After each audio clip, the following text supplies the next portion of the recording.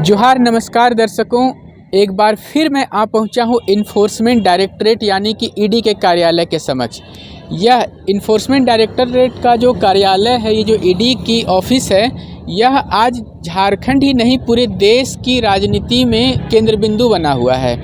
ED का गठन का उद्देश्य था कि जो भी काले धन की हेराफेरी यानी अवैध मनी लॉन्ड्रिंग के जो मामले होते हैं उसकी जांच करना और इस हेराफेरी को पकड़ना। और इसी उद्देश्य के अंतर्गत साहिबगंज में अवैध खनन का एक मामला सामने आता है। उसे लेकर के हाईकोर्ट के अधिवक्ता राजीव कुमार एक जनहित याचिका दायर करते हैं। उस पर सुनवाई शुरू होती है। उस मामले में ईडी का पदार्पण होता है। इसके बाद फिर ईडी की छापेमारी होती है, जो कि खान सचिव पूजा सिंघल हैं। पूजा सिंघल के यहाँ से भारी मात्रा में नकदी की बरामदगी होती है। फिर उनसे जुड़े लोगों के यहाँ छापेमारी होती है। एक सिलसिला चल पड़ता है इस काले धन के स्रोत को जानने का, और इस सिलसिले में आगे जो नाम जुड़ते जाते हैं वो कहीं ना कहीं झारखंड के मुख्यमंत्री हेमंत सोरेन जी के इर्द गिर्द के लोग होते हैं। जैसे कि एक विशाल चौधरी का नाम आता है। उसके बाद फिर एक प्रेम प्रकाश, जो कि बहुत ही बड़े ब्रोकर कहे जाते हैं झारखंड के प्रशासनिक महकमे के लोगों के बीच में। हालांकि वो पिछले सरकार में भी उतने ही प्रभावी थे कि वो महत्वपूर्ण पद पर बैठे लोगों की ट्रांसफ़र पोस्टिंग का काम कराते थे। इस सरकार में भी वो उतने ही प्रभावी पाए गए। उनके यहाँ से भी भारी मात्रा में नकदी की बरामदगी होती है, बल्कि उनके यहाँ से तो एक बहुत ही ख़ास चीज़ 2 AK-47 भी बरामद होता है, जो कि बाद में पाया जाता है कि वो झारखंड के जो मुख्यमंत्री हैं उनके जो बॉडीगार्ड हैं उनका AK-47 होता है। बाद में उसका बचाव करने के लिए अरगोड़ा के थाना प्रभारी आ जाते हैं और वो कहते हैं कि ये उनके 2 जिला बल के जवानों का AK-47 है, और इस मामले का पटाक्षेप करने की कोशिश की जाती है। मामला यहीं पे नहीं रुकता है। फिर इस जांच के क्रम में और भी कुछ लोगों के यहाँ पे छापेमारी होती है, जिसमें कि मुख्यमंत्री के विधायक प्रतिनिधि पंकज मिश्रा, उनके कारोबारी सहयोगी राजेश यादव यानी कि जो डाहू यादव के नाम से आज बहुत ही विख्यात हो चुके हैं या कुख्यात हो चुके हैं, उनके यहाँ छापेमारी होती है। वहाँ से भारी मात्रा में इन्वेस्टमेंट के कागजात मिलते हैं, और साथ ही वहाँ पर एक बहुत ही रोचक बात सामने आती है कि झारखंड से माइनिंग करके यहाँ से जो भी खनिज हैं, जो भी कोयला हो या अन्य खनिज हो, उसे यहाँ से भेजा जाता था बांग्लादेश।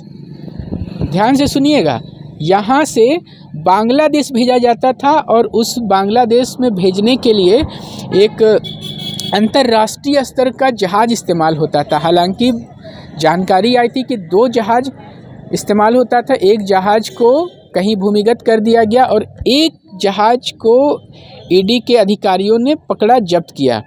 उसके बाद फिर यह जांच आगे बढ़ती है और भी कई नाम आते हैं, जिसमें कि पूजा सिंघल के सीए हों या मुख्यमंत्री के सीए हों या मुख्यमंत्री के प्रेस सलाहकार हों। बहुत सारे लोगों से पूछताछ का सिलसिला आगे बढ़ता गया, और अंत में एक मुकाम आया जब पिछली बार 3 नवंबर के दिन झारखंड के मुख्यमंत्री माननीय हेमंत सोरेन जी को ईडी ने समन किया कि उन्हें यहाँ पर आकर के 3 नवंबर को 11 बजे तक जवाब देना था ईडी के सवालों का। मुख्यमंत्री जी ने इसे अपने ईगो पर भी ले लिया था। वो यहाँ पर हालांकि नहीं आए, मगर मुख्यमंत्री जी ने अपने आवास के गेट के सामने ही बने एक स्टेज से एक विशाल जनसभा को संबोधित किया, जहां उनके समर्थकों ने ईडी मुर्दाबाद जैसे नारे भी लगाए थे। हम लोगों ने देखा था कि वहां पर ईडी पर आरोप लगाया गया कि ये कहीं ना कहीं भाजपा के प्रत्यक्ष प्रभाव या प्रत्यक्ष प्रभाव में काम कर रहा है, और उसी भाजपा के हित को साधने के लिए काम कर रहा है। और कहीं ना कहीं कुछ ऐसी चूकें भी हो जाती हैं जो इस तरह की खबरों का आधार बन जाती है। जैसे कि हमने देखा कि पिछले दिनों जब इनकम टैक्स की रेड पड़ी थी बेरमो विधायक अनूप जयमंगल सिंह के यहाँ, तो वहाँ पर एक अधिकारी ने भाड़े में जो गाड़ी लिया था उसमें भाजपा का स्टिकर और कार पास लगा हुआ था। तो यही सब कुछ बातें हो जाती हैं, जिनसे कि एक इस तरह की बातों को आधार मिलता है, बल मिलता है।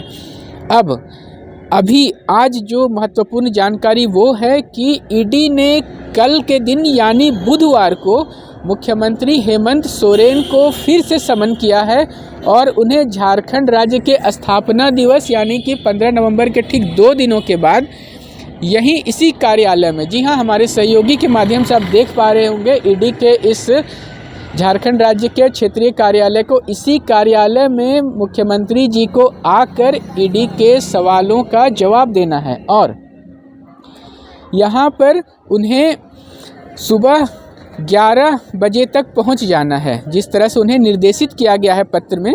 हालांकि इसके पीछे भी एक कहानी रही है। वो कहानी कुछ इस प्रकार से है कि मुख्यमंत्री जी ने जब सभा को संबोधित किया उसके बाद वो इसी ईडी कार्यालय के सामने से होते हुए पार होते हैं और उनके यहाँ से गुजरने से पहले उनके एक प्रतिनिधि आते हैं और यहाँ पर एक पत्र सौंपते हैं ईडी को कि मुख्यमंत्री बहुत व्यस्त हैं, इसीलिए 3 सप्ताह तक वो आ नहीं सकेंगे, 3 सप्ताह के बाद आने के लिए वो समय मांगते हैं। मगर ईडी ने उन्हें दोबारा समन किया है कल बुधवार को और उन्हें यहाँ पर 17 नवंबर को ही सुबह 11 बजे आने को कहा है। अब इन सारे घटनाक्रमों के बाद क्या होगा मुख्यमंत्री का अगला स्टैंड, क्या रणनीति वो अपनाएंगे, क्या वो यहाँ आकर ईडी के सवालों का जवाब देंगे या पिछली बार जिस प्रकार से उन्होंने कहा था कि वो हाईकोर्ट का दरवाज़ा खटखटाएंगे, ईडी के इस समन के विरोध में हाईकोर्ट जाएंगे या सुप्रीम कोर्ट जाएंगे, इस तरह की बातें कही थी, क्या कुछ नया घटनाक्रम घटित होगा, वो सारे ताज़ा अपडेट्स लेकर के मैं फिर आपके सामने उपस्थित होऊंगा अपने सहयोगी रिक्की राज के साथ। मैं विजय दत्त पिंटू, ईडी कार्यालय से। फिलहाल इतना ही।